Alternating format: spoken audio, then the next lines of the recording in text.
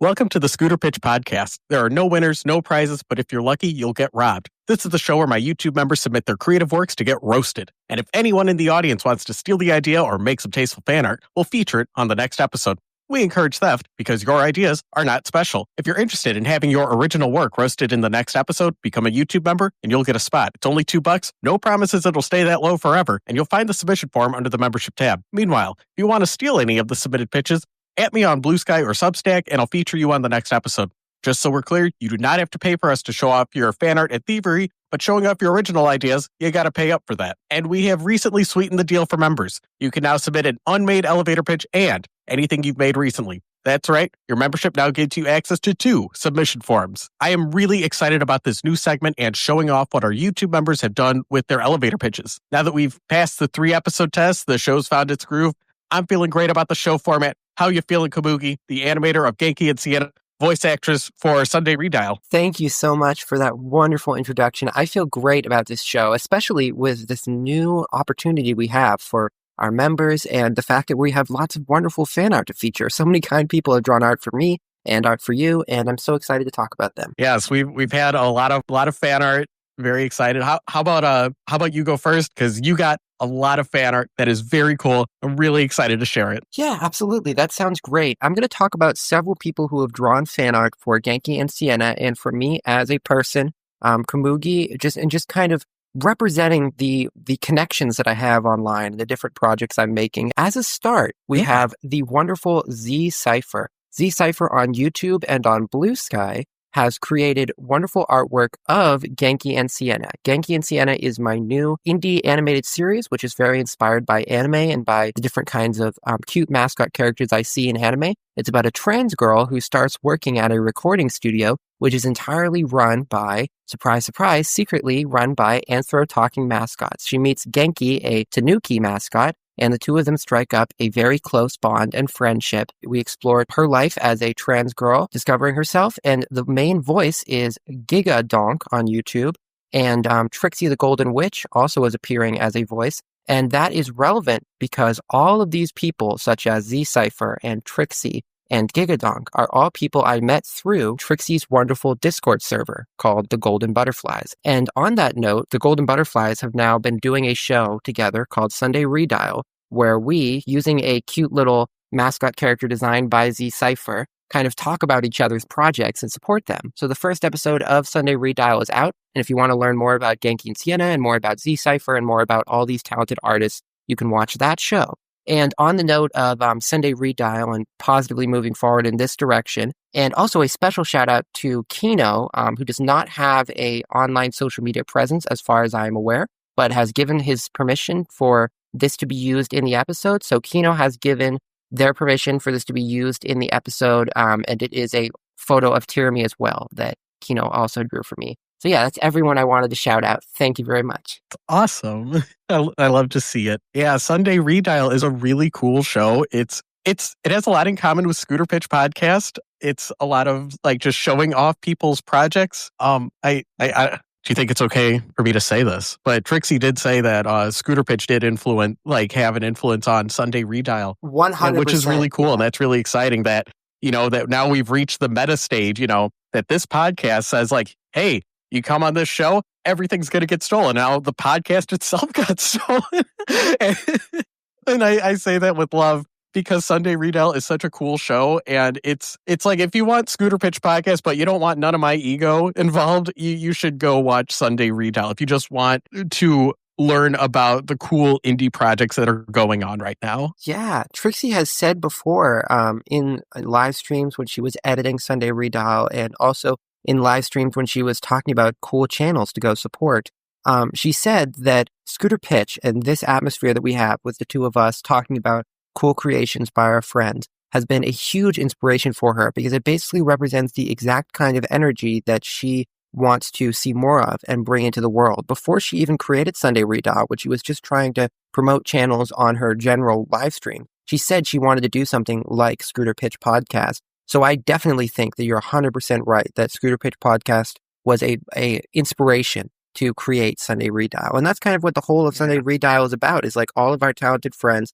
like Ellen Horizon and Z Cypher and Keynote and all these people who are in the server and are sharing their cool art. Sunday Redial is a way for all of them to have their art featured on a show. So it feels like there is someone giving them feedback and discussion about it. So yeah, that's exactly what the vibe is. And Scooter Pitch was a huge inspiration that I'm very honored to be a part of.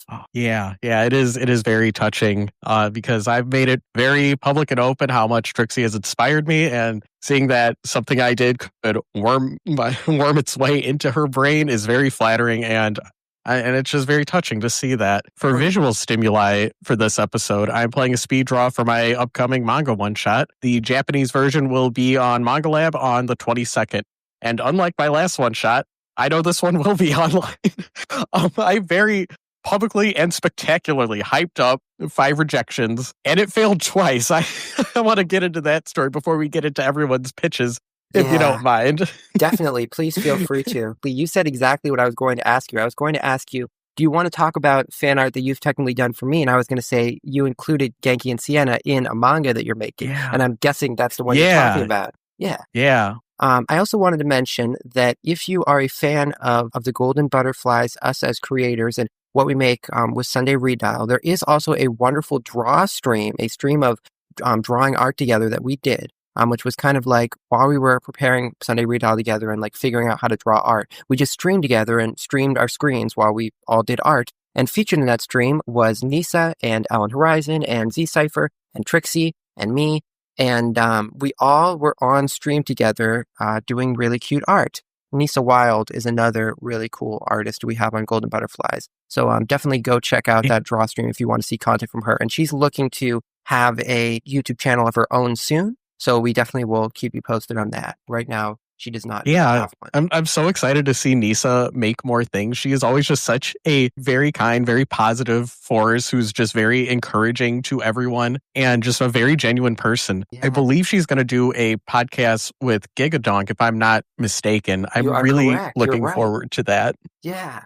But yeah, my manga, because I want to talk more about the manga making process.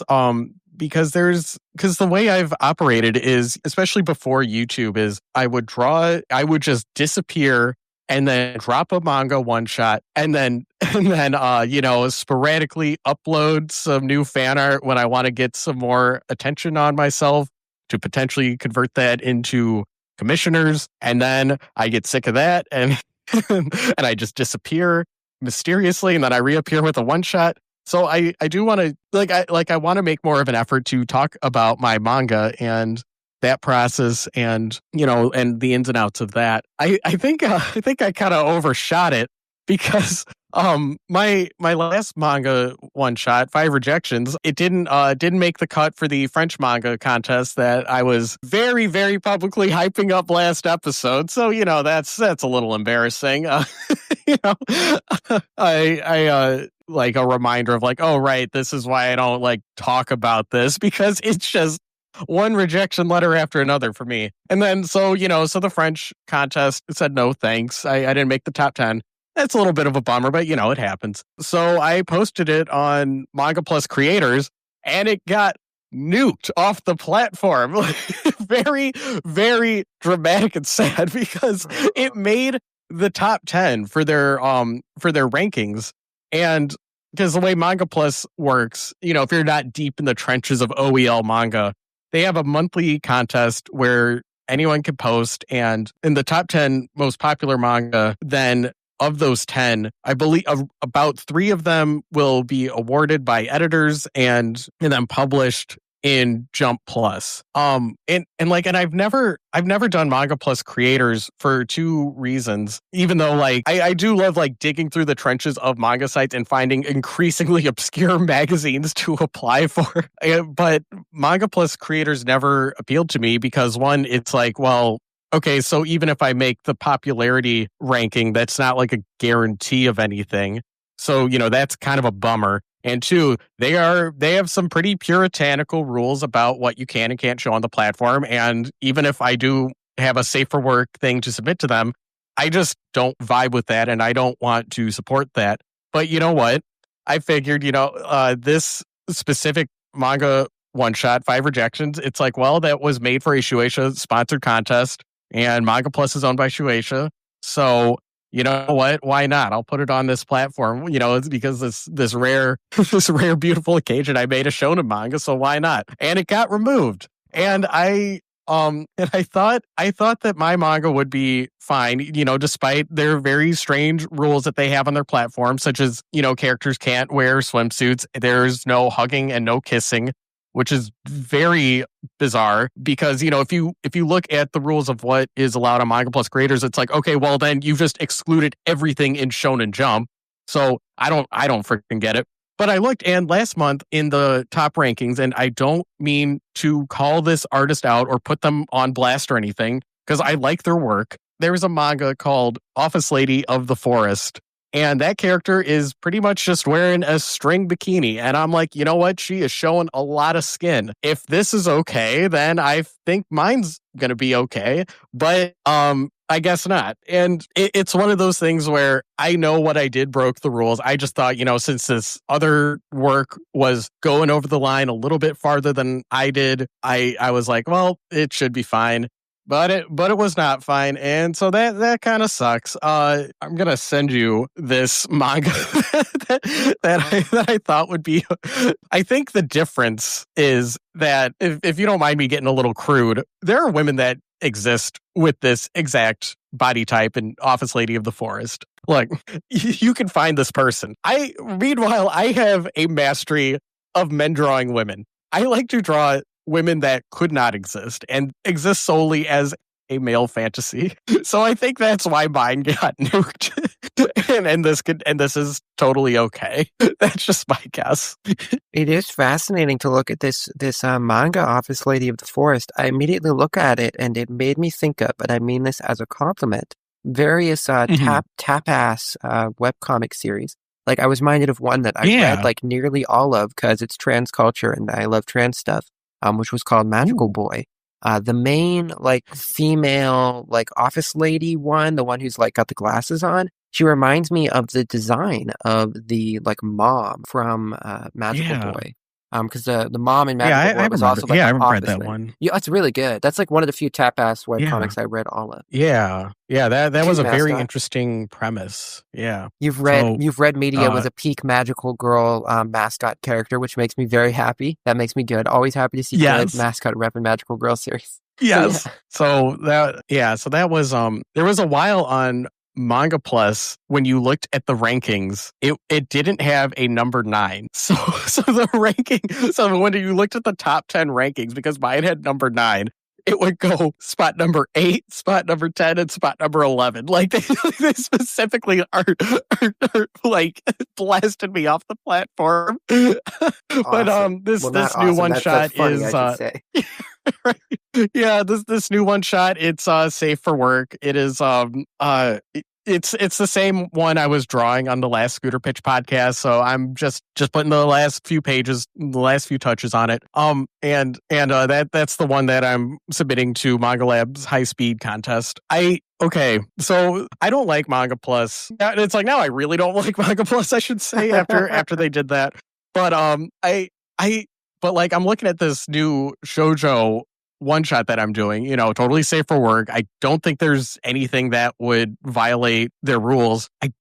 It's one of those things where it's like, I don't want to put anything back on Manga Plus, but I do think it would be funny because this shoujo one shot I'm doing is very anti AI art. See, Manga Plus, they have a lot of AI art manga on their website, and that's like that kind of adds to the sting where it's my stuff gets removed, but AI stuff can make the rankings, and that's a little bit of a bummer. So I'm thinking, like, if I finish this manga and I put it on Manga Plus creators, it's like I want to give it like a very over the top bombastic title, like I hate AI. I want to talk to people, like something very on the nose and over the top, because that is like a frustration a lot of people have with the platform of being so okay with AI, or at least like not even like giving people the option to disclose when and how they used AI. So it just kind of cheapens the experience. But so that that's my very petty revenge. Like, ooh, I'm gonna draw a new one shot, and I'm gonna call it "I Hate AI." Ooh, but no. Hopefully, it does okay in the Manga-lab high speed contest, and I will never think of them again. I definitely appreciate that you shared that story though, because that is relevant to what we're talking about here on Scooter Pitch with people and making creations. And you gave me so much time to talk about all my friends as well. So I'm really thankful for that. That we were able to do these long segments at the beginning. It's just so nice to be able to catch up with you. Oh yeah, same here. Yeah, talk shop. It's us creators talking shop together. Yeah. I'll put in the description. I have the storyboards done for this manga. Well, yeah, storyboards are done, and I also have the first scene of this manga done. If anybody wants to look at that and give me feedback, critique before it's finished, if there's anything catastrophic that needs to be fixed. I know there's some like wonky panels I'm going to redraw before. If there's time, there's some wonky panels I want to redraw. I'm very happy with this art style, and I really hope I can get editor feedback for this and what I can do differently. Because like I finally feel like I figured out an art style where the amount of time I put into it shows on the page, whereas like before it's like a lot of the manga I would draw, it was a lot of just trying to redraw like the perfectly generic anime face and really beating myself up over the fact that I can't get it to look quote unquote correct and to try to make it look presentable in that aspect. And for the shoujo one shot, it's very heavy, the beta inking and the hatching, and trying to think of it in those terms. So there's like a very big difference in like the line art where I'm very quick with it and ones where I like really go over it. But I can still like do like 2 to 3 pages of this in a day, because the style is like coming very naturally, and so wow. I really like this style, but I don't know what an editor will say about it, or what the average manga reader will say about it, even because it's like, just because I think it looks cool and I have a fun time drawing this and I think it looks nice, it doesn't mean it's going to be a hit with everyone. So I am always thirsty for the feedback, and that is actually why 5 Rejections is not online yet. Why it is currently lost media is because since it was taken off of Mangaplus creators, I'm submitting it to other manga editors at the time and manga magazines, with the hopes that they will reply and give me critique and feedback for what I can do differently, because that is something I value a lot. I think that is probably the biggest difference between manga and what I have seen of the American comic system is how much access you have to professional feedback and how and what you can do with that. I think that getting that level of feedback is very valuable, and I have been very fortunate to get that for my manga in the past. But I do want to like get it out there that like I'm not special. Like I am not a good, quote unquote, good artist, because it doesn't matter the skill level with manga. Like if you just have a manga to turn in Japanese, you can get editors to look at it and to give you feedback, which is awesome. And so it's one of those like, well, I have this like hesitation, like, so wait, why aren't more people doing this? Is it just the just the language barrier, like too intimidating? Like what's going on? Like it is really cool how it operates over there, and I don't know if I want to get too off topic about it. That leads me to a story I'd love to tell actually as well. You go ahead, finish your thought, and then I'll quickly tell us quick. Oh no, yeah, I'm all done. I was just getting all bashful, rambling like, oh, so many cool editors have looked at my manga. Oh, they're just so sweet. They really are. Like most editors for manga, like they are professionals at telling somebody that sucks what they need to do better.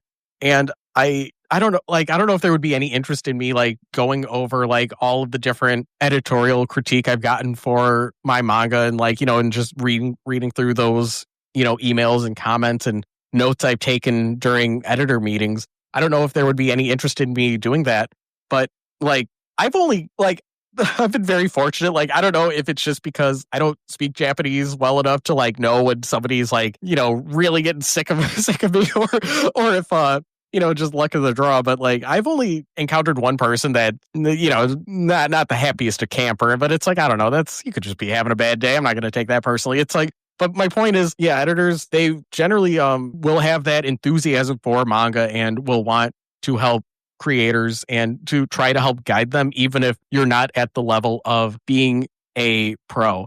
And especially like if you look at like I put my my Manga-lab profile in my it's linked to my YouTube description. If you are like interested in that, like because you can scroll all the way back. I think my earliest one that I posted there was 4 years ago, and art from 4 years ago is not gonna look the same. And even there, like I was able, for the first few I posted, it's like very fortunate I was able to get the feedback to try to steer me, which is very, very sweet. And then since I'm freaking greedy, I know specifically with those one shots, I did submit it to more magazines, and yeah, so that's the current status for 5 rejections.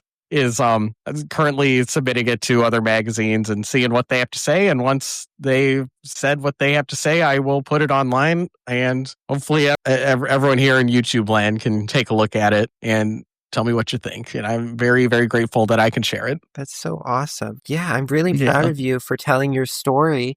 And I'm so happy that you told us at the beginning of the podcast from you. And there was something in there you said, which was really insightful and I think true in many ways. And it reminded me of a story I wanted to say quickly before we jump into the show. Yeah. You mentioned, why do more authors or like hopeful authors or like artists in general not try to contact editors and start to create manga? Mm-hmm. And I think the first reason that you theorized that there is a language barrier is definitely a true reason.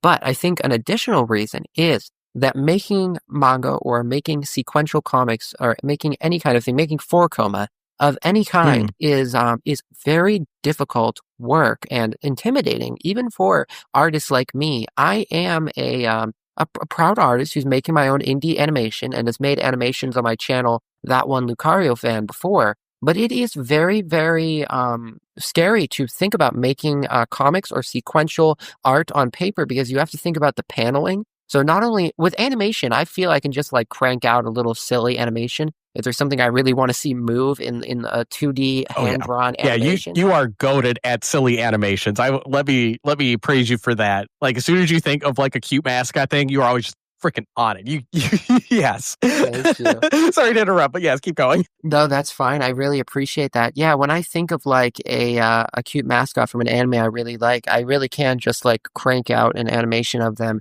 in a second. Like I'm going to send you to the chat right now an image which you can include in the episode, which was one of the first animations I did that I felt confident to share publicly back in 2024, which led Trixie to like realize that I was an artist and like actually become a fan of me, was because I just like had the confidence inside of me to share this little animation I did.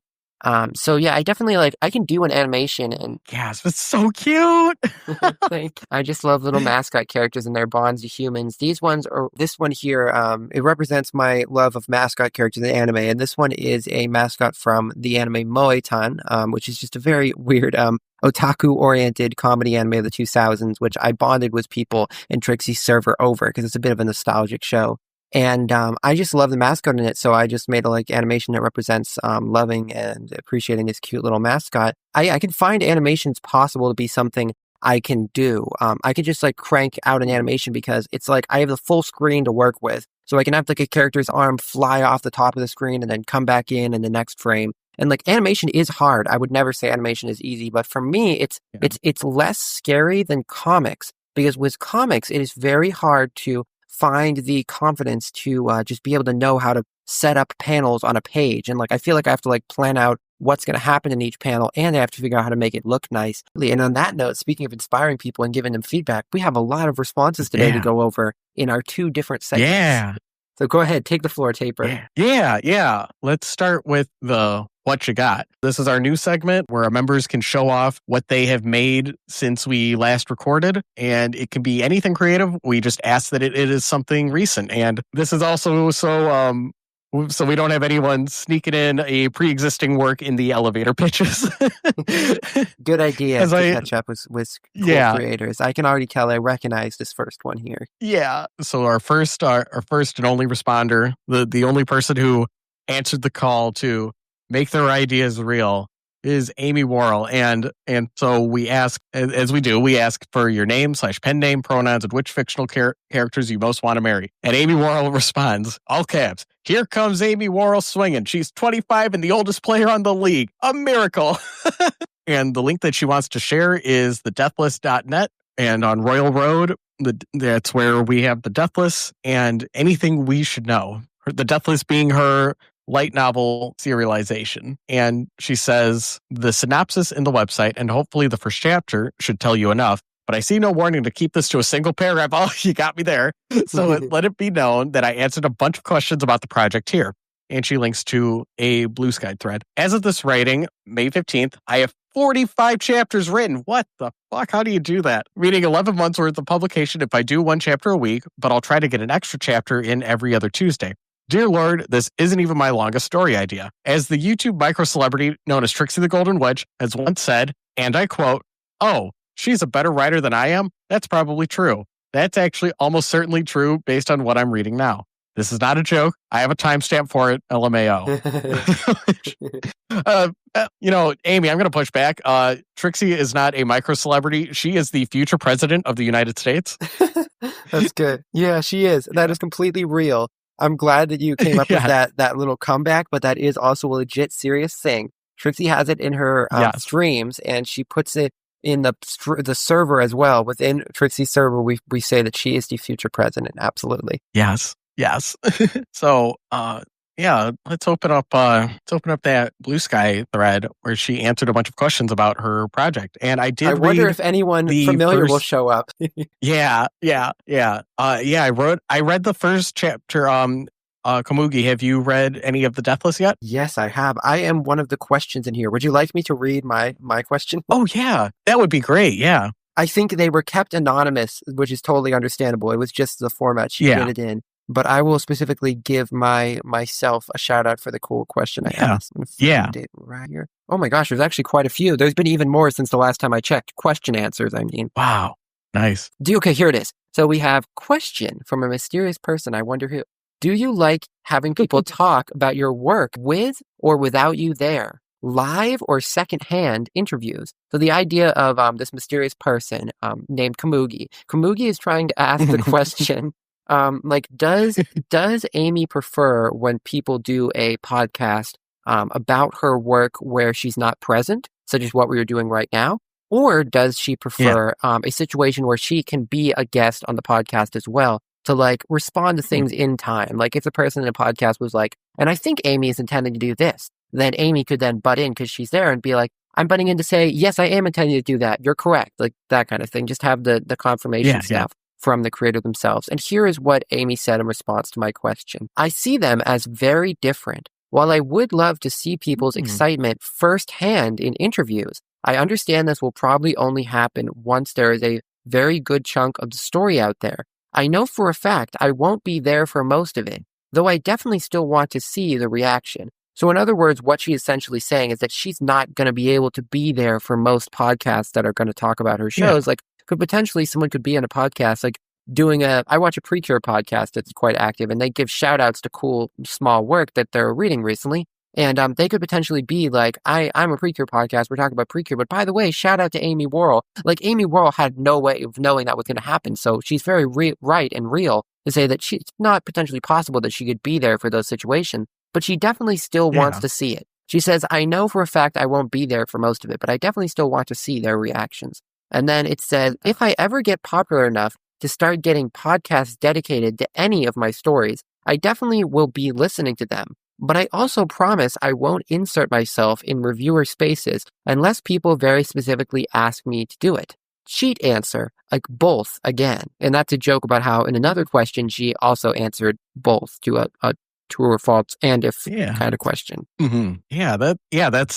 Those are good answers. I think she has a very healthy mindset and attitude for approaching these kind of things. So I read the first chapter I'm sorry, I'm going to say I don't like fantasy, but I found this very easy to read in that, like, her writing style has a good rhythm to it, and everything was very easy to understand, and it's not like front loading you with a bunch of lore, and there's like just enough sprinkled in, so there's like enough allusion to the isekai setup / backstory and setting things up for what's about to happen. I apologize for only reading the first chunk. I did it before we went live on the podcast, so I would have something to say about it. But I will be going back and reading the rest of it. That's hopefully keeping up. It's been a lot. It like the what I read so far was a lot of fun, and it is it does read like a light novel. And like a good light novel. Like, I'm sorry, I don't have stronger vocabulary to describe it, but it's just very engaging in that way. And fiction can be kind of hard for me. Like, okay, or I should say, I thought fiction was like hard for me to parse, but then I discovered these cool little anime books where everyone's an anime, and then every couple of pages they put a drawing of an anime character, so it forces you to think of everyone there as an anime, and it's very cool. And like, so I'm reading the Deathless, Wizard of Oz is my favorite anime book. What was that? I love Wizard of Oz. That's my favorite anime book. I love the little pictures. Yes. Oh my gosh. There actually is. Wizard of Oz, yes, all the classics like reimagined as light novels. No, I'm just saying legitimately that Wizard of Oz has the light novel structure, because it has. Did you know that about the original book? Yes. and like all the sequels released. Yes. I thought you were thinking of like how like there are like classic books like when they're like a lot of them like released in Japan, like they will get like the light novel treatment and like light novel style illustrations. True, they did that with. This isn't a classic book in the sense that it's not, as old as Wizard of Oz, but they did that with Animorphs in Japan. They turned it into a light novel. Did you not know this? They did like anime style illustrations. Animorphs got the light novel treatment. Dude, Animorphs is like perfect for a light novel. Right? Isn't it basically like that same structure of like the world's fucking ending and the only people who can save it are kids? Like, it's totally that total vibe. Yeah. So yeah, while I was reading the Deathless, I expected a big anime drawing to pop up. Like that is my recommendation. That if you like the anime books, you will like this. That's my very low IQ review of what I saw. But Komugi, you said you also read it. What are your thoughts? I've read 2 chapters. I agree with your conclusion that people who like light novels will enjoy this work, because it is also positioning itself in the sphere of light novels. It doesn't have illustrations on every page, but that's very understandable because Amy Warrel and their talented artist, who, just for the sake of covering all my bases here, I'm going to check that artist on the website just to make sure I get that detail right. The cover, the typesetting on the cover was actually done by Amy Warrel herself, but then the actual cover design is by Carolyn Leager / Elion, is the one who did that art. So what I mean to say is that Amy and Elion put great work into that cover, so that there could be an illustration here. But obviously there's not illustrations for the entire rest of the book, because it's hard work. It would require hiring a lot of different people to draw. Yeah, we're really happy to see this project on the ground. I'm hoping it finds its audience. I really liked it so far. Yeah, agreed here. I absolutely feel the same way, and I'm so flattered and happy that Amy is interested in continuously hearing our thoughts about this work. And actually, that reminds me of a very sweet story I just like to tell, because it is relevant to the topic of Amy. So last time Amy was on the show, we reviewed her work, and so she was on the show in the sense that her work was on display. It was for Scooter Pitch podcast. She submitted the Deathless. It was the first of the Scooter Pitch episodes that Trixie ever watched on live stream. And when she was watching it, she was just totally caught off guard by how like constructive we were and how we were giving so much wonderful feedback. And when she made Sunday Redial, and she like wrote the script for the new Sunday Redial show, she made sure to include that segment of us talking about Amy Warrel's book. Which is also why, like, when you sent me that wonderful clip of Trixie talking about how my performance as the Sunday Redial is a lot different than how I talk on this show. On this show, I talk Yeah. much differently than how I sound when I'm acting as a character because I'm getting in a very Yes. analytical mind space. So a reason I bring this Yeah. all up is that talking about Amy Worrell's work has made me a more respected reviewer. And that's exactly what I could hope for. So that's wonderful. And I have Amy to thank for that. That is wonderful. Yeah. Yeah. Thank you so much, Amy, for coming back to the podcast and sharing your work with us. We always really appreciate it. Yeah, absolutely. With that covered, would you Right. like me to be the reader for the first of the Scooter Pitch podcast submissions? Yeah. Now let's get into the pitches. This is why we're all here. Enough with the preamble. Now here's the pitches. This is the highlight of the show. This is where after we read the pitch, we expect the good ones will get stolen immediately. As a start, we have Scooter Pitch podcast round 4. And we start off with your name, your pen name, your pronouns, which fictional characters you most want to marry. We have Xacro, she, her, Lithuania from Italia. Oh, that's right. Yeah. I thought it was a character name and I'm like, wait, Lithuania, that's a place. What is your elevator pitch given in the form of series meets series? Suicide Squad meets Cardfight, for example. Well, theirs is Mob Psycho meets Lovecraft, but make it spiritual and a bishounen. Oh, interesting. So we're going to have some pretty boys. I love it. That's great news. Very clear. The husband no choice already tells me where your headspace is. So this is very cool. That's such a reason that is such a cool thing to have that segment in the forum. So that's really awesome. Now, we have summarize your potential series in one paragraph. This is where you include the series medium if it's not a manga, the intended length, and all your big plans. If you have a title for your work, this is where to include it. If you go over a paragraph, we will make fun of you. And now we have, it will be a visual novel without choices, released as a series of movie-length, more or less, self-contained stories. The plot of them all revolves around an eccentric journalist who uses a factory worker who has suddenly acquired psychic powers to uncover occult secrets and the laws that govern their world. With as in length.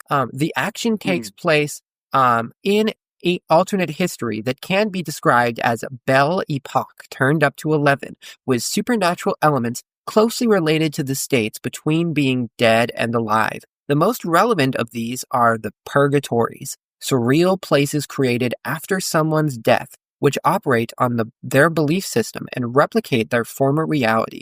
The two protagonists' adventures will differ from one another in theme, setting, and sometimes even genre, but will all be united by featuring pretty boys exploring the world and catering to my history nerd type of autism.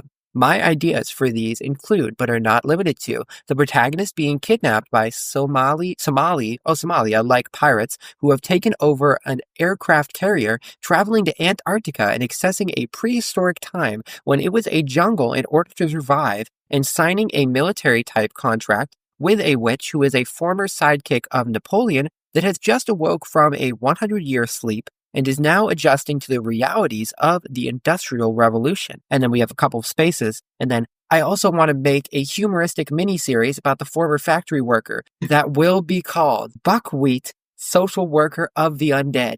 P.S. I like listening to your videos when I draw. You seem so genuine in them, and you understand camp. We need more people who like that. Oh, that's very nice. Yeah, camp is what makes the musical world go round. So I definitely appreciate camp as well. That's awesome. That was very sweet of you to say. Thank you to Xacro. Then she has linked a Google Drive of lots and lots of drawings. Sure. Oh, I didn't put in the Google form. See, I put in the Google form that if you go over a paragraph, we will make fun of you. I didn't say I said if you use AI art, the comment section will make fun of you. I didn't say if you throw me a Google Drive, we'll make fun of you. So I guess this is technically above board. No bullying here.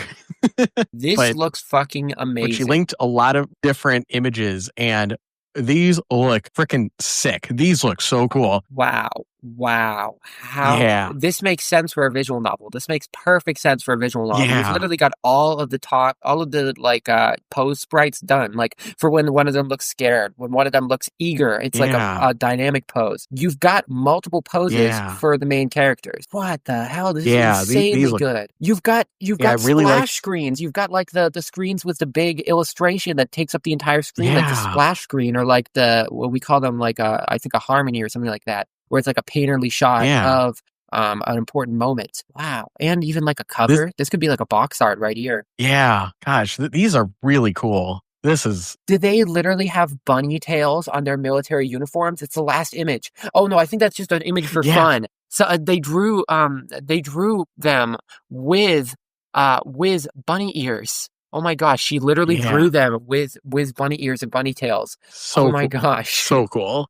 Wow. They've daiconned it up in here. This is Daicon V, but with this visual novel. I'm just amazed. Wow. Oh my gosh. Yeah, the Total fun to scroll through this. You had these on your phone, I can tell, because there's the little bar that represents being on an iPhone. You see the bunny illustration as a little black bar on the bottom? No. Are you freaking kidding me? These might be way. on an iPhone or iPad. Oh my god. Oh my god, I see it. Oh, what the fuck? That's wild. If That's this was even drawn more on a phone, impressive. Yeah. That is crazy. Yeah, this is very cool. I could see the like, okay, I don't know anything about history. I'm very sorry, but like when I look at the character outfits, it's like I know you know a lot about history. I can like you were able to get a very specific feeling of like the time period and what you're trying to convey with them. This is very, very cool, very clean. Like these like cinematic shots. I don't know what else to call them, where it's, you know, it's not the sprites, it's like a scene from the visual novel. These look amazing. Really good use of color, and I really like how it's a good combination of like, you know, just very thick painterly style, but you're also like not afraid to like, you know, just put a little bit of the effects on it, like with the candlestick and putting that like cool like lighting effect on it. Very, very cool. Yeah, absolutely true. Yeah. I do have very slight feedback, and it's one of those like, well, maybe that's not what you were going for. So I'm not going to push too hard. But Komugi, did you have any feedback before I say what I wanted to say? Yeah, I can think of something to say as a start. So I wanted to begin by clarifying that I think these are amazing designs for a visual novel that will have a wide audience, and it is an unfortunate matter, of course, that bishounen works and works that target female audiences, works such as shoujo. Shoujo often feature bishounen in them, obviously. You know, you think of everything from Fruits Basket to Sailor Moon, and they have tons of bishounen in them. And they're their classic shoujo girl-oriented work. So what I mean to say is that, unfortunately, in our society, which for reasons that I've got into, that basically boil down to sexism and the fact that when anime and manga were localized in America, the boy-oriented works were prioritized over the creations of girls because, girls can just enjoy the boy works too. That has led to a sexist mindset that has led to bishounen works to be very, very niche and not as popular as they should be. There is literally a bishounen boys anime, like about pretty boys, written by Akiyuki Shinbo, directed by Akiyuki Shinbo and written by Nisi Oisin. Now, if you're not familiar with Japanese names, let me just give some works that these people have made. Well, Akiyuki Shinbo has directed fucking Madoka Magica, like the most popular anime in terms of Blu-ray sales ever. Why was Madoka popular? Well, it was a magical girl dark show with girls. It was about girls, and it was targeting the audience who wanted to see cute girls in suffering magical girl stories. And so when Akiyuki Shinbo directed a bishounen-oriented work, it was completely obscure and didn't get any attention. It's called Pretty Boy Detective Club, by the way. And then once again, was Nisi Oisin, the writer of this work. He's known for Monogatari. Well, why is Monogatari one of the other most famous anime ever that sold a bunch of Blu-rays? That's because it's all about girls. It's a harem show. At its core, it's a harem show. It's a little bit more than that. But Monogatari is a show about having a harem with cute girls. So what I mean to say is that stuff that targets the boys and puts cute girls in their shows gets all the attention, and bishounen works sadly don't get the attention they deserve. So what I'm building at with all of this is that your work here is universal and has the potential to be appealing to everyone. There are really cool visual novels out there, such as one that I was recommended by my friends that I haven't played yet, which was called Slay the Princess, and everyone was saying was amazing, and it was universally appealing. And so what I mean to say is that your work has the potential to also be universally appealing. So I would encourage you as you go forward to not specifically label this as a bishounen series if you want to try to capture as wide of an audience as possible. Is it okay to say, like, if you're a fan of bishounen games, you'll also like this? Yes, absolutely. But if you go online and you publish this game online in itch.io or something, and you just fill it up with, this is a Bishounen game for Bishounen fans, like, you might potentially get sexist people out there who won't give it a chance, who should, because it's peak media. So am I saying change anything about the content of the work? No, not at all. It's genius. Keep that Bishounen inspiration. Keep going in this beautiful direction. But if you want to make it as widely appealing as possible, maybe potentially just think of some wide words to use. Say things like fans of visual novels will enjoy this game. Don't specifically say that you're just making something for the Bishounen fans, because unfortunately, due to our sexist culture, there are not as many Bishounen fans as there are of other types of works. And that's just an unfortunate thing of our world. But what's great is if your work blows up, which I think it has the potential to do, then your biggest inspiration and what you care about and that Bishounen thing that you're passionate about is going to get more attention to it and more people respecting it. Just like what other visual novels have done for other types of stories. So keep going in this direction. Don't change it. Just keep that in mind is what I wanted to say. Yeah, that's a great point. Like marketing it as like, hey, this is like a cool historical. I don't want to put words in your mouth. Like, I don't think you called it a time travel, but like, yeah, if you're pitching it like, hey, this is kind of like Steins Gate. I know it's not.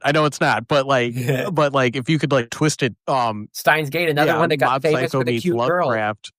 As cool as Steins Gate is, it's basically another cute girl's that's work. That's good. Like, yeah, that's a really good point, Komugi, because I was thinking, how to change the art so it looks more Bishounen, but yeah, like the art style itself does have like more of a, for lack of a better word, it does feel a little more neutral, and like it has more of that like wide audience appeal rather than trying to target the female demographic that would be really into pretty boy characters. Because that was like what I was ruminating on when I saw this pitch last night, and I was thinking like, okay, how do we change the art style to attract people who are into the pretty boys? But yeah, if you keep the art style as is, this will be a lot bigger. Because now my advice is going to potentially contradict Komugi's, which Komugi gave better advice. Like, let me make that clear. Like, everything you said, it's like, well, now I'm like kind of doubting myself. But what I would suggest, like, if you're like, no, I have it in my heart to make a Bishounen, like, I would suggest, like, the way that you draw the eyes, because these are all really cool character designs, but when I look at them, it feels like I'm looking at an artist's reimagining of a pretty boy character, like, if that makes sense. Like it's somebody taking a like an anime character and then redraw. Like, I know that's like a very convoluted roundabout way, but there is like a kind of like fan art style where it's like, oh, I love this character, but like they don't quite draw in an anime style, so they like remix it into their own style. Absolutely. And so what I was gonna suggest is like try to find somebody who does like the very very like Bishounen over the top, like this is a pretty boy character. Like find somebody who does that and ask them like, okay, how would you draw these characters? Like, potentially commission someone, or if you don't have anybody who has mastery of the anime style, I would say like this art is cool, but like nothing about it to me registers as pretty boy Bishounen ikemen art. So yeah, I don't think, because but it's like, but I know that like there is like there are like little fixes that you could make to the style if you do want to attract an audience who is looking for the pretty boys and the ikemen.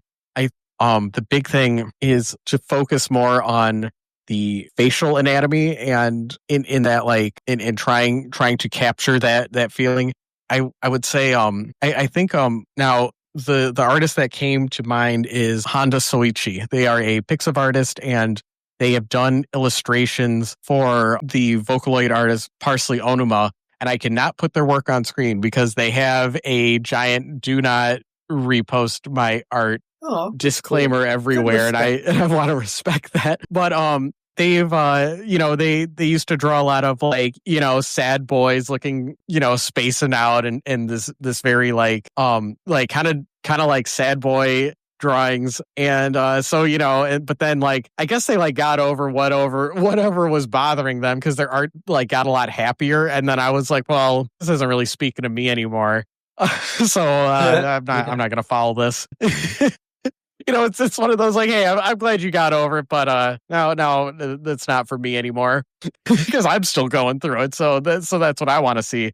I will link their stuff in description and I'll send it to you now, Komugi. But I was gonna suggest for this pitch, like look at this artist specifically and see what they do and how they are rendering their characters and their character designs, because once they stop drawing their very, very sad anime boys, and in their art got a lot brighter, a lot poppier.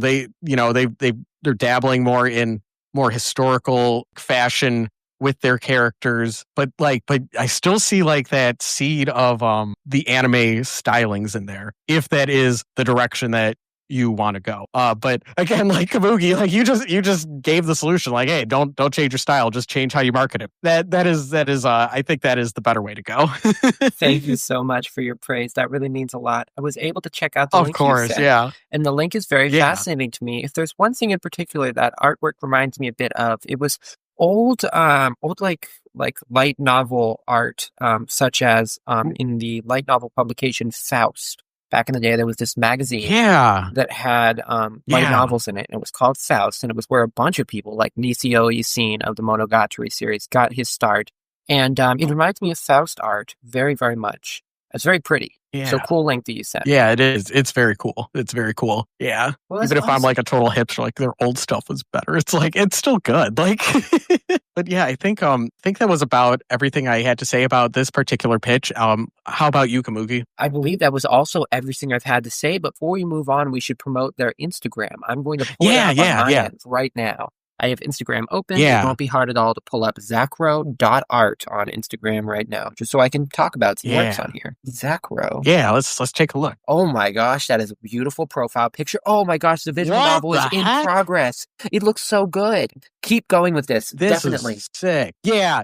Don't listen to me. Don't listen to my advice to change it to be more bishounen. No, I don't know what the fuck I'm talking about. No, listen to Komugi. Just This is so pretty. This is gorgeous. Whoa. Holy moly. Gosh, this is freaking cool. That one with the bug in his mouth. Oh, that is sick. Content warning to our lovely viewers, although I don't think they will mind. There is some art here which depicts violence, like someone was getting stabbed with arrows through the body. So I just wanted to clarify for anyone who is squeamish, just be aware of that as you scroll through the works. But they all are very beautiful, and I'm not bothered by that at all. The only type of violence that always gets me, gets my goat and makes me go why'd you have to go there, is when people abuse animals. When there's a scene of an animal getting stabbed, I don't want to see that. That's just awful. But when it's humans who are getting gored up, I think that humans who get cut and stuff can be a metaphor for things in beautiful ways, in artistic ways. Mm-hmm. So very cool. I'm seeing some NBC Hannibal art on her Instagram profile. It's that checks out.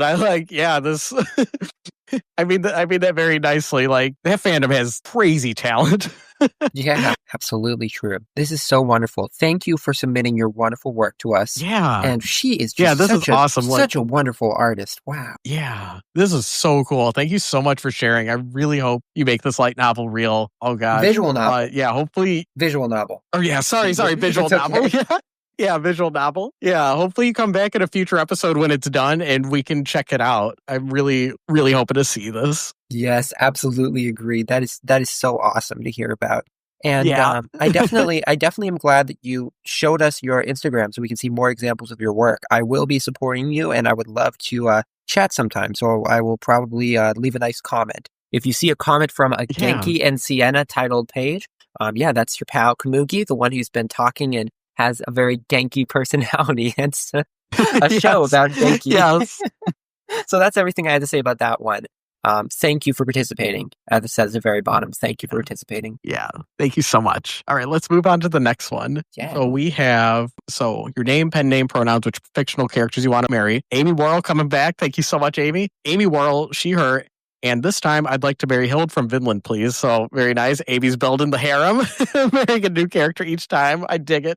And Absolutely. What is your elevator pitch? Give it in the form of series meets series. Example, Suicide Squad meets Card Fight. And the example she gives is the Backrooms meets good writing. I'm terrible at this. Sorry. No, it's all good. It's all good. So, all right. So summarize your potential series in one paragraph. And this is where to include the series medium if it's not a manga, intended length, and all of your big plans. You have a title for your work, this is where to include it. If you go over a paragraph, we will make fun of you. So Amy says, this is more of a franchise than a series, as the idea is to have multiple different stories that all take place in the same shared universe dealing with supernatural phenomenon, but the one I'd like to write is going to be presented in the form of an investigative report written by a university student and his teacher, where they compile mysterious disappearance that all deal with people ending up somewhere else, as in outside of existence, or interacting with liminal space, following certain rules like the left-right game or the elevator game. This story will include newspaper snippets and images made to look as if they were scanned from real documents in what is very much inspired by ergodic/epistolary literature/analog horror. Long story short, this book starts talking about something known as the Lang-Royce document, which is a page from a diary written by an in-universe writer who uses the pseudonym of Lang-Rice, in which they talk about journeying inside a maze-like construction that is clearly bigger in the inside than it should be, that the document is left unfinished, means Lang-Royce didn't make it out of the labyrinth after a certain expedition. Then when astronauts get to the moon, they actually find a body there and bring it back. Decades go by, and the body is DNA tested and identifies to be Lang-Royce. This is where the story ends, with the audience never being able to figure out what happened with the two writers after they uncovered something of this caliber. However, the document is out there and you are seeing a scan of it, so the knowledge has been passed on, and if this is true, then what else is? Second paragraph, you can laugh now. All right, everybody, get ready to laugh. Amy went over a paragraph. Just wanted to say this is very much something I would like to turn into an SCP/Backrooms kind of thing. I'll write this document and people can make their additions to it. I think it would be cool to watch a video of a guy going down a set of stairs following some rules for a game, thinking he's going to disprove that the game works. Then it just keeps going on, and this person is incapable of escaping the staircase, and you get to slowly watch this person go insane in real time over the course of several hours until their camera battery runs out. I have some other ideas for this, but this is already too long. I'm going to get laughed at, so I'm stopping here. And optional, link one image that best sums up your potential series. And she says, I don't have an image, so I'm going to share a PDF file for a draft of this. You don't have to read the whole thing if you don't want to, and if you do, don't feel like you have to keep the whole text in the video. Disclaimer, I know the text looks like it was written with a typewriter while the character says they dislike mechanical things, so just imagine that instead of it, I got someone with nice handwriting to write the text on a piece of paper and scanned it. All right, let's open that up. Let's see what we got. And Komugi, do you have any thoughts on this? Absolutely, I do. Awesome. I want to begin by talking about the really cool pitch combination that we're talking about here, of the idea of the Backrooms meets good writing. I'm terrible at this, sorry. That's really great. That's really, really awesome. And I wanted to talk about what exactly Amy is suggesting here is a really, really cool idea. I feel like with me specifically, the topic of the Lang-Royce document is a really interesting artifact in this world for people who are trying to find an artifact in this world. It's a cool thing that gets your attention, the same way. Forgive me, Amy, for this silly comparison, and you're free to laugh when I bring it up. But it's like how in National Treasure, they're trying to get the Declaration of Independence. Yes. I love it. I love it. Yeah, it's just a cool item. If your series can get the mimetic power of we're going to steal the Declaration of Independence, you are gold. Yes. Well, that is basically what I wanted to start by saying. Do you have something else you wanted to say about the work? And then I'll No, you keep going. You keep going. So basically, what I wanted to say about the work next is, I just had to look at it for a second, make sure I had the right information. So we're basically talking about there's some really cool art here, and I'd like to open that up. Yeah. I'm going to pull up the Google Drive right now. So within the Lang-Royce document, in the art section, we actually have a whole document by Amy with all this detailed and cool stuff here. The collected tales of, I love the lettering in here as well. I don't even know how you did that custom lettering, but it looks really freaking cool. Looks like a finished book. Yeah. Oh my gosh. Right? Yeah. Do you want me to read a little bit? Because there's some stuff that's cool. It says, all findings are in chronological order, although some are hard to date. Dr. Richard Cross and João Ferreira's names are here simplified to RC and JF respectively. Well, good for me, because I feel like I might mess up poor João's name, so I'll just call him JF. That's perfect. It is for the sake of believability that I am adding this introduction to my compiled notes. Some might deem this unnecessary information, but then it would be too easy to dismiss this text as mere fiction, sent to all sorts of people in newspapers as a mere marketing stunt, while the author goes into hiding for a few months or years to sell the disappearance story. It does not help my case that I did something similar once. Although as I write these words, I am yet to find out whether I'm going to make it back from that maze, or if instead of disappearing or making it back, there is a chance I might arrive somewhere else. There is no telling, of course, which journey will be my last. The one I'm currently planning is the most ambitious yet. Well, this is really cool because this gives me an idea about what kind of stuff Amy values in writing. I said before when I was in a podcast with Trixie on a live stream, when you're looking at any kind of artist work, and I believe Trixie has parroted this idea as well, I probably even got it from her, so she probably said it first and I'm parroting her, is that when you look at a creator's catalog, like a director's work, you look at like Hideaki Anno and all of his anime, like Neon Genesis Evangelion and Nadia the Secret of Blue Water, you can see these themes explored within these works that make it clear that it's clear why Hideaki Anno would be passionate about creating these works for years of his life. Because making an anime or making a book or making a light novel takes years out of your life, and you have to be really passionate about the ideas in it to put that much time into it. And so just to use the example of Anno, both Nadia the Secret of Blue Water and Ava, which came out right after it, both have two teenage protagonists who have a sort of will they, won't they romance, while dealing with a lot of mental and psychological turmoil that has to come with what's come from their birth, how they were born, how they were raised, and also exploring elements such as like the ways that humans, I should say adults manipulate the youth. Both in Ava, we have a lot of kids who get exploited and manipulated, and within Nadia as well, the adults are the ones calling the shots, even though the young kids who have their will they, won't they romance are very strong and have the power to change the world too, but they're getting manipulated by the adults. So the manipulation of adults, the teen coming of age, will they, won't they romance of the teen characters, and psychological explorations of trauma and dealing with abuse from adults in your past is all stuff that Anno explores. And I feel like that with Amy Warrel here, I've learned a little bit more about what she explores in her work. And I would say that one of the first things that comes to mind when I look at this work is the idea of the journey and the idea of finding yourself and finding you are someone different over the course of your journey. We had the Deathless written by Amy Warrel, which we just got done talking about, which involves a young girl going on a journey, saying goodbye to her family who she loves. And then we have this work right here, which immediately begins with, instead of disappearing or making it back, there's a chance I might arrive somewhere else. There is no telling, of course,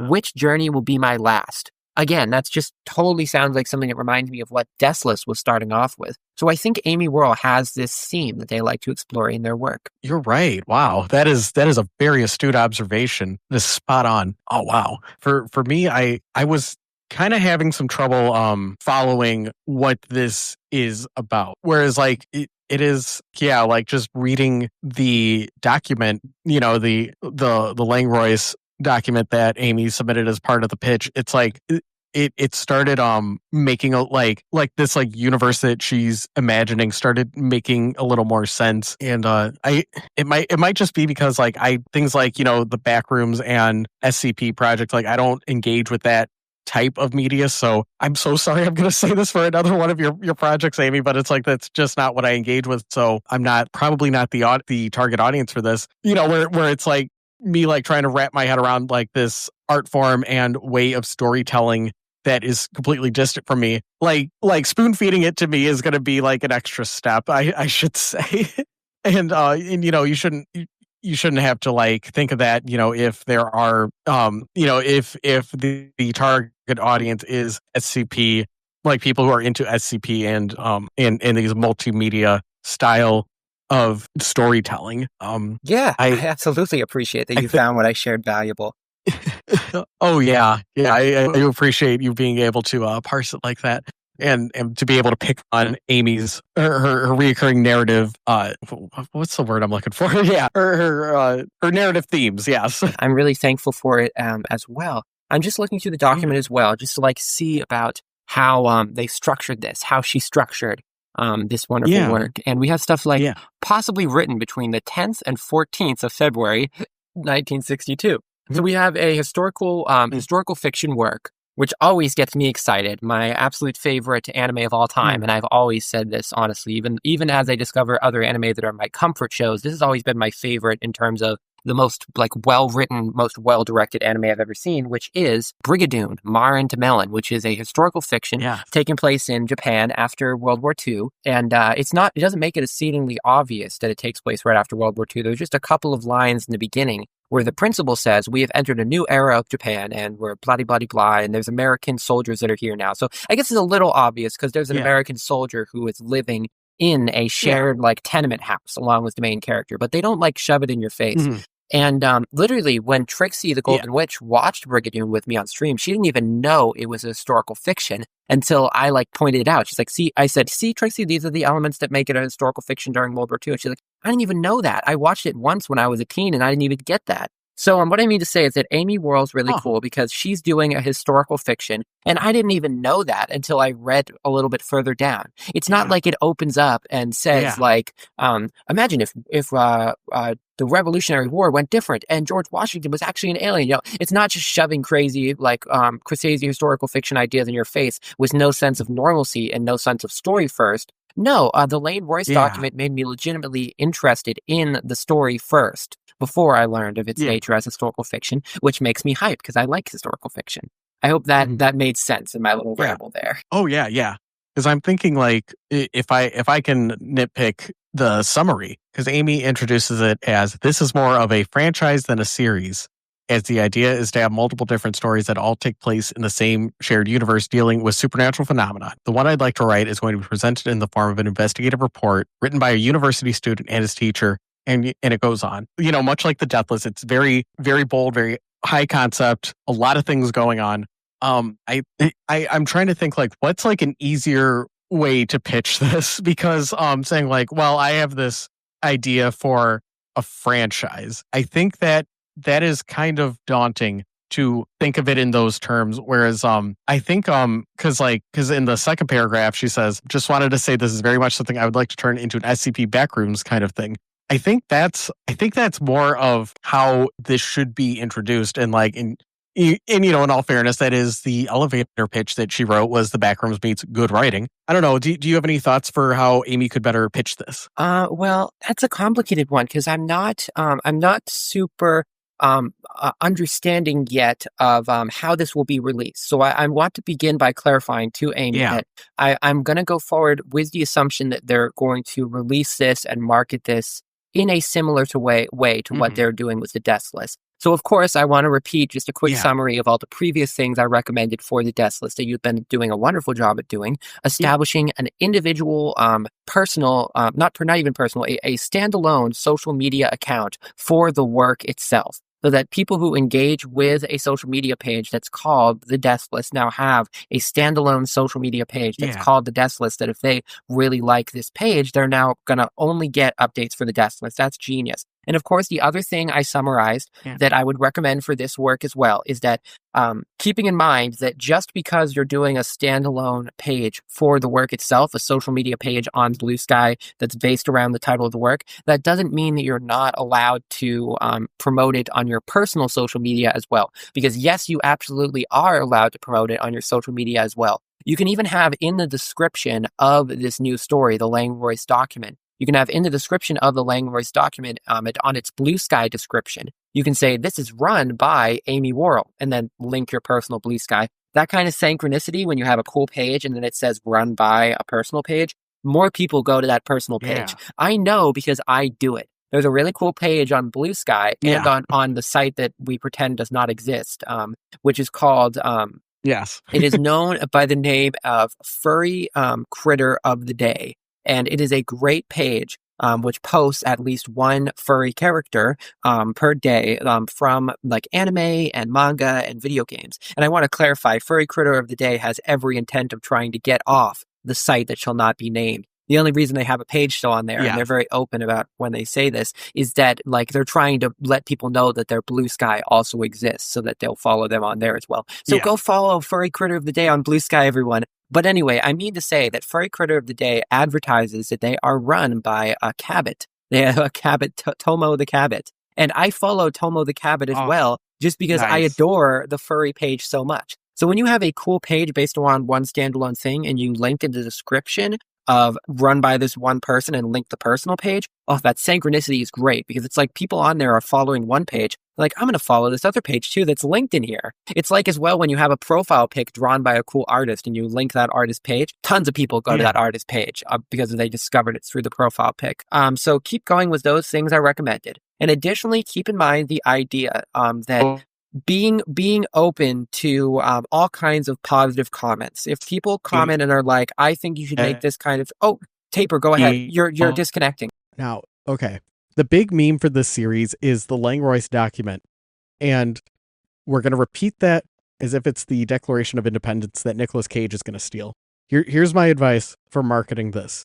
You got to make Langroyce a pretty boy. Now, we couldn't get any pretty boys into the last scooter pitch. We could still get a pretty boy into this pitch. And I think this is a good place to put it. Because, you know what? You're throwing a lot of terms, a lot of SCP, backroom, multimedia, a lot of stuff going on.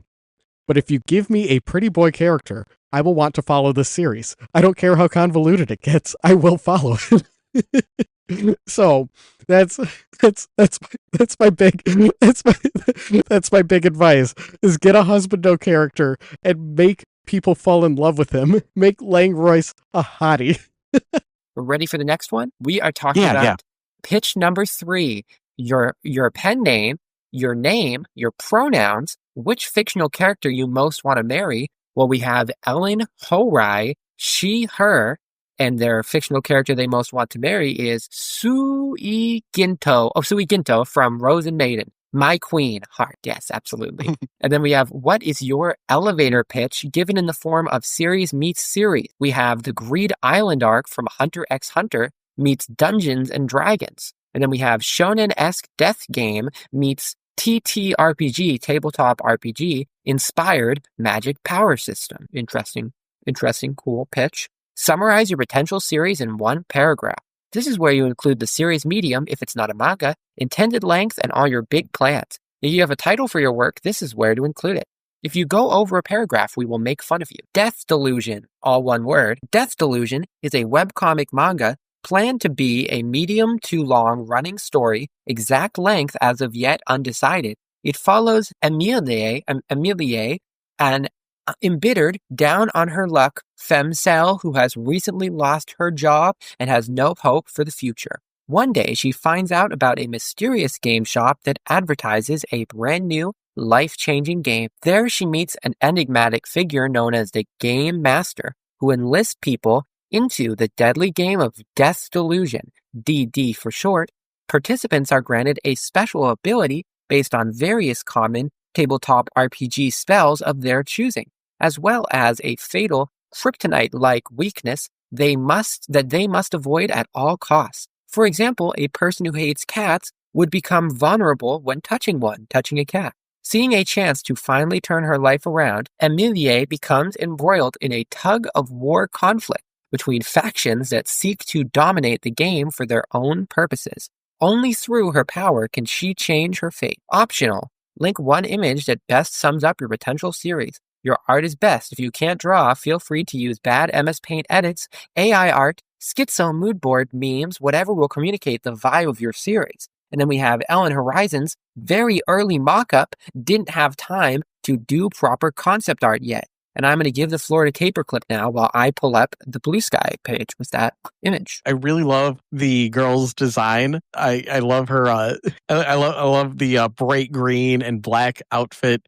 Very cool color scheme with her. Yeah, this is cool as well because it is a appealing standalone comic that is relatable and cute while still being relevant to the characters of the story. So obviously the story is going to be about a girl who goes into a game shop and meets the Game Master. And the Game Master is this enigmatic, mysterious figure, as Ellen said. So we have the Game Master looking mysterious, and then we have the main girl. And like, it's not specifically a scene from discovering how the game works or anything like that would make it like hard to make sense unless you have the full picture. No, this is just a scene that's legitimately relatable and understandable to people just enjoying the comic. We have, welcome to my game shop. My, you're a gloomy one, aren't you? And then, excuse me, I'm mourning. And then, oh, who died? My financial security. So it's just cute. It's appealing and makes me interested in, oh, well, who are these characters? I want to learn more. So great job with that. Yeah. I do love that the protagonist is pitched as a femcel. I do love that. How much like Watamote is this gonna get? Like, is this gonna be Watamote plays Yu-Gi-Oh? In which case, I'm freaking down. Yeah, maybe I should scroll up to the elevator pitch because she pitches it as Greed Island meets Dungeons and Dragons. But I'm like honing on. I'm like, no, give me more of the femcel character. She has such a cool design. And so I wonder, like, how bitter is she going to be? Is what I wonder. Because I really like that type of character. Even if they might go too far. And so that, for me, that's the appeal of it. But how about you, Komugi? Yeah, I actually have quite a few thoughts on this. As a start, I found the comparisons very interesting. Greed Island from Hunter x Hunter makes sense. It even has some similar elements of the game stuff. It's all a game kind of thing. And the Dungeons & Dragons makes sense because that's the most famous tabletop RPG. But one thing that immediately came to mind is that there is a light novel, multimedia, anime series as well that resembles this concept and even has somewhat of a outsider girl, a girl who's an outsider as its protagonist. There is an anime series which I watched and I thought was pretty fun called Selector Infected Wecross. And it's based on a card game series as well. So you can actually play Wecross, but it was like an anime that was tied into this series. And the main character was this girl. She was named Ruko. And basically Ruko was like not talking to anyone at school, like very shy. She's not necessarily femcel coded as much as she is like kind of similar to, not really similar to Watamote girl, but she's a wallflower. She hides in the corner of rooms and she sits by the window seat and she doesn't say much. And she basically was playing this game, which was called Wecross, and it was a card game, but it was actually like, there's a bunch of spoilers related to it, but basically the Wecross cards are alive and are actually like girls to an extent. And so she plays the game in an attempt to save the girls from the fate of being trapped within this like Wecross system. And a lot of people said it was a bit of a ripoff of Magical Magica when it came out, because it came out like right after, and it goes for similar vibes. But I thought it was interesting because it used this card game setting and like did do like death game, like cool. Girls trapped in a system, but in a way I'd never seen before. I've seen a million different dark magical girl shows, but I hadn't seen a dark Yu-Gi-Oh girls show. That's quite a unique premise. So I would encourage Ellen, if they don't know about Wecross, to look into it and keep going with this premise because it's quite unique and not very common. Wecross is the only example I know. Yeah, I would be interested in how the game aspect plays out and like how much the kryptonite like weakness plays in, like, because that's like the biggest aspect of it, which is very cool.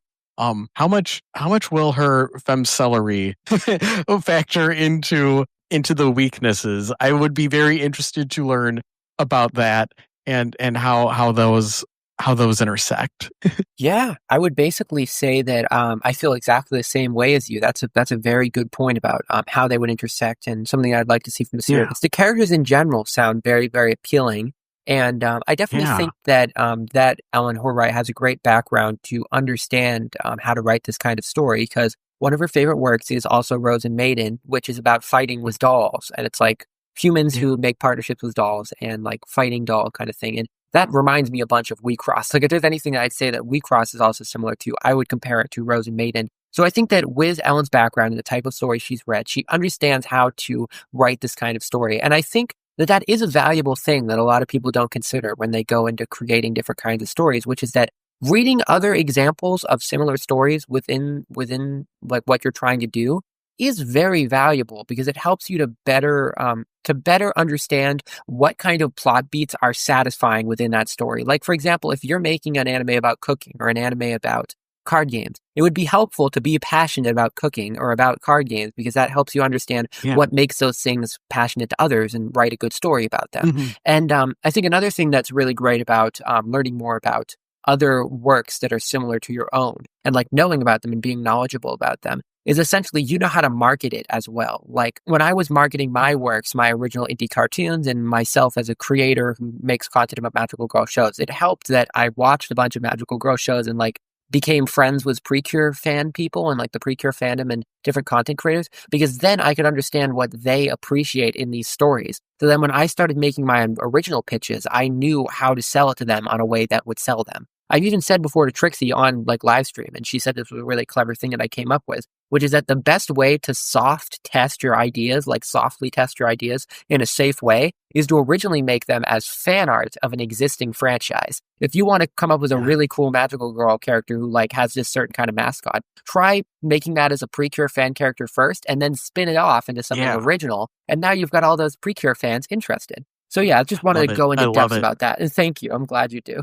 Oh, that is a great idea. I love it.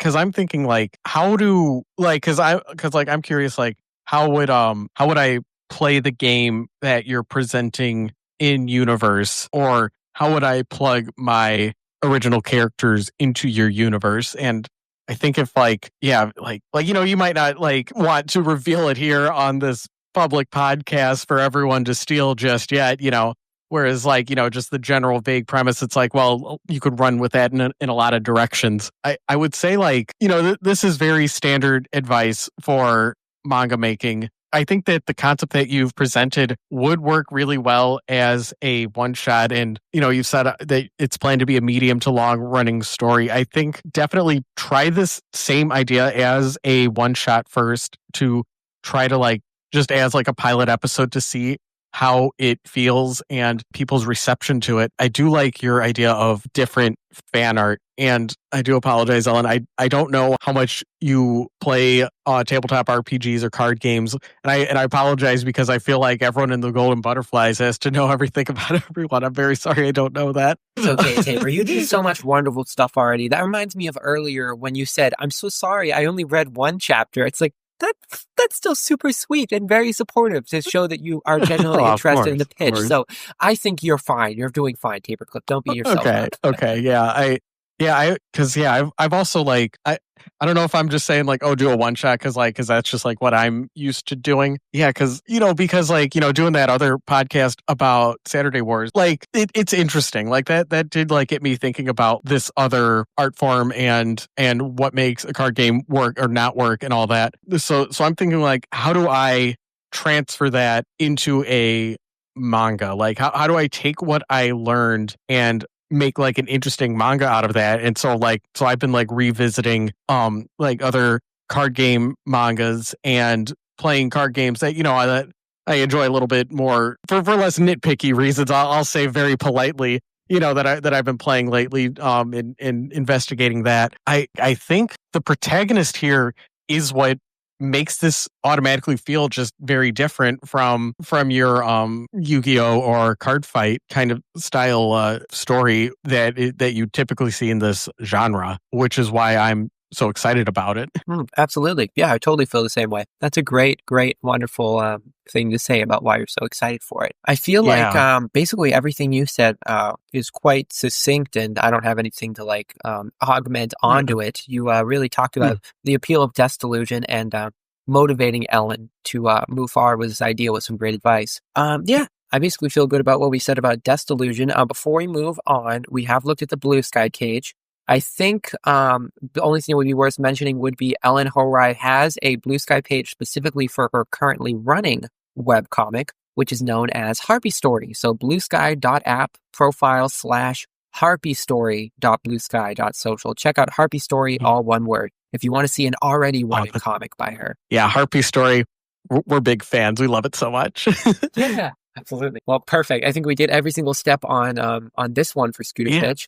Thank you for having me on your podcast for yet another wonderful episode. Oh, thank you so much. I'm always so happy to have you around. Really happy that you could come back and give your insights. Absolutely. This will always be fun for me. I look forward to seeing you on the next episode. So get those pitches in and also tell us what you got, because we want to know about that as well. And the other thing. Thank you very much for all your submissions this episode. Have a great day, everyone. Bye.